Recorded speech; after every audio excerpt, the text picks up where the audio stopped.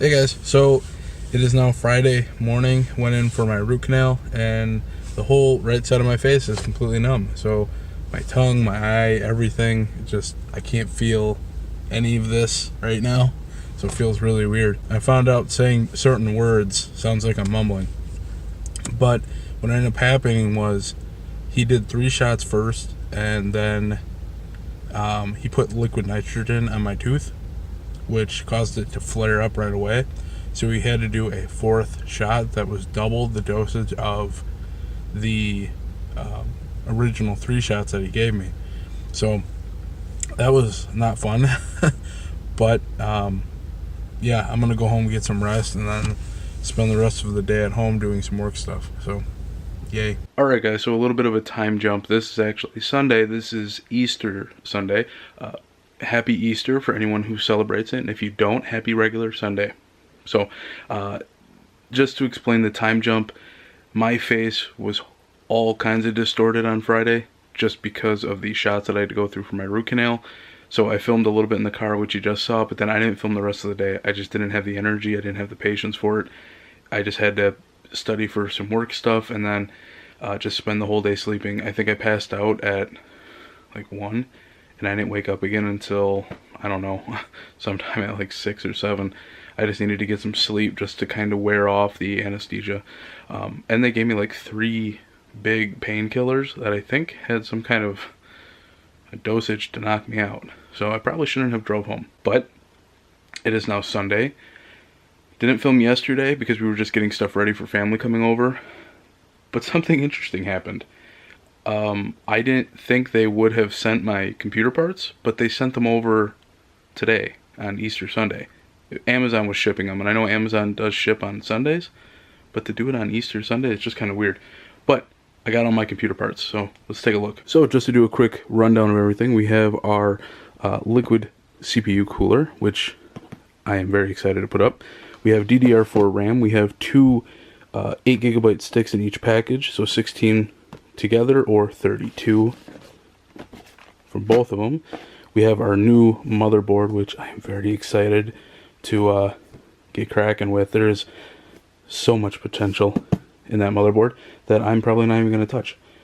But it's nice to have it there as a backup, just in case I do get to update the computer or upgrade it down the road. I don't have to worry about it. This one's going to last me quite a long time. Then I have the AMD Ryzen 8-core processor, the GeForce GTX 1060. Like I said, my last one, for anyone, basically to make it simple for anyone who might not understand the whole PC specs thing, my last one was a 760. This is a 1060. This is a considerable boost from what I had before, and it also comes with, does it say it on the front? I don't think it says it on the front. It says it on the side though. 6 gigabytes of memory. This is big because my last one only had 2.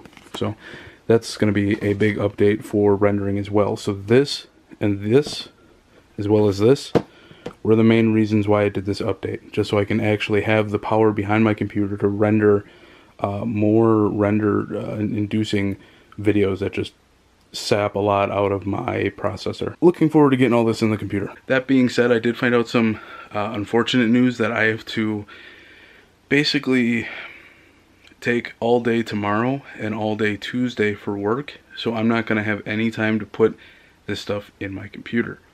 So it looks like Wednesday is going to be the earliest that I can actually build this, unfortunately.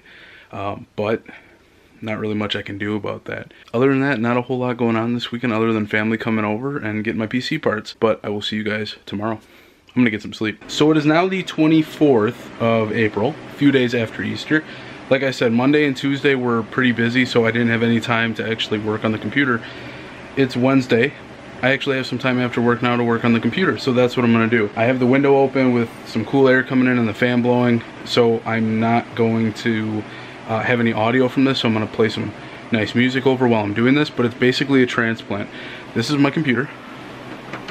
I'm taking this, everything out of it, except for the drivers, or the hard drives. Taking everything out, putting in a whole new system. So let's get started.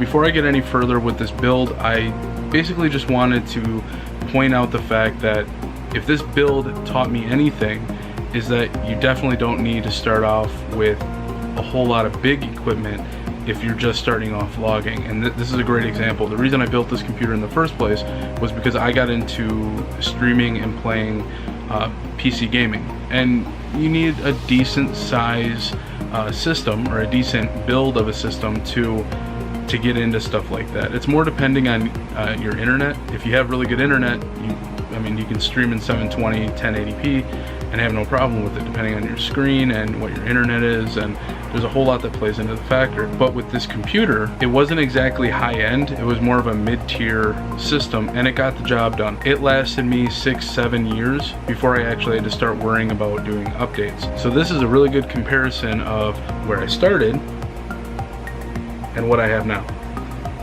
Triple the fan size. This one has 1 fan, this one has 3 big fans. This is an Asus, it's a 1060, where this one is a 760.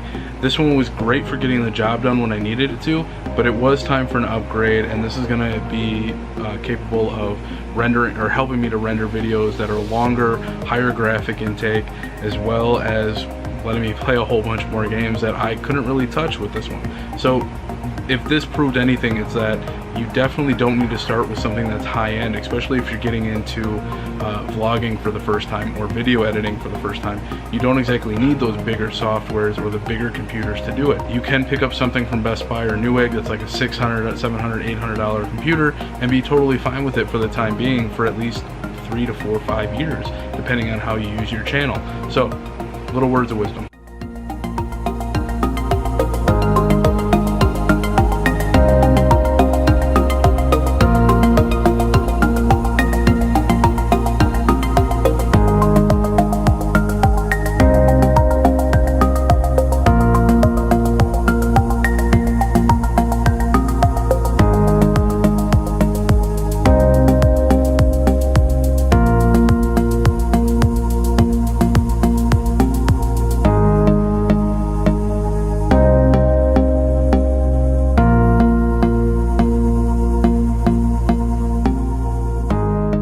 So while I have the motherboard installed, I wanted to work with the CPU fan to make sure that it was actually going to fit.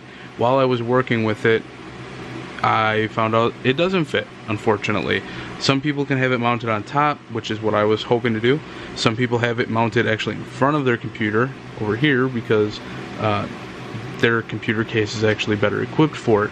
Mine, on the other hand, is not properly set up for it. So even though I went on to PC Part Picker and it said theoretically it should work and it didn't have any issues with it, the only issue that did pop up was that it said it may have an issue connecting to the motherboard. That I didn't have an issue with at all. The issue was with that it wasn't able to attach to the frame of the computer, and that's where the issue came on. So instead of using the big liquid cooled system that I had planned for the top of it, I am gonna have to go with the basic fan that came with it, which isn't bad, and this actually is a lot smaller than I'm used to, but it may be something that I'm gonna have to address maybe 5-6 years down the road, or maybe a little sooner if this one wears out, depending on how good quality this fan is. So unfortunately couldn't go with the liquid cooling, but I do have this as a backup, and this will do just fine. So it is now the 27th. It is quite a few days after when the last clip was, but I was working on my computer. A huge issue popped up. It's working now, as you can tell. I'm playing with Sony Vegas. Wednesday, when I got everything ready, plugged the computer into the wall, got everything plugged into it. When I started it up, it went into the BIOS menu, which it's supposed to do. I have to configure any settings, any time, stuff like that. Look at how the fan speeds are running, stuff like that. And then I can exit that and go right into the operating system, which for me was Windows 7. As soon as I started Windows 7, everything stopped working. USB stopped working. I couldn't connect to the internet. I had no control over anything. While I was in the BIOS menu, everything worked perfectly fine. While I was in Windows 7, everything stopped. I was very worried that I was going to have to spend a lot more money on this, maybe take it in somewhere. I didn't want to do that. After a few days of doing some research, I came upon this information.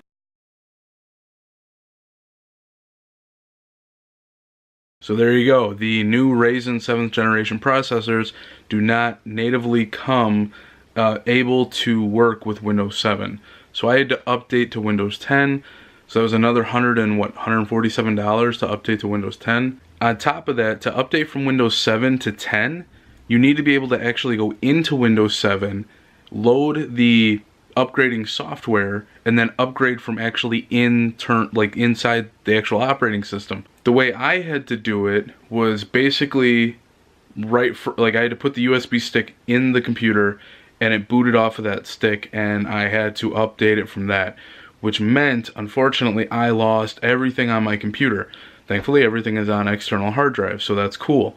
What I did find out, and I got really lucky with this, when you update your computer that way, as a safety precaution, it makes a file called windows.old, and it's in your C drive. That file has every single thing from your past operating system in that folder, and I could go onto my old desktop and get all my old pictures, my old files, so I didn't actually lose anything. The only thing I did lose, unfortunately, were all my software programs. So I spent all last night getting Sony Vegas, Microsoft Office, OBS, which is my streaming or software that I use for streaming video games or recording video games.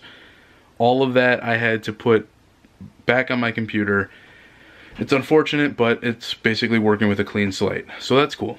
But the computer is up and running. I'm now running Windows 7 or Windows 10, and the whole thing is running just so smoothly and quick, and it's awesome. But that's gonna do it for this video. I don't want to take up any more time on here talking about this computer and geeking out about it. So I will see you all next time. Take care. Peace out.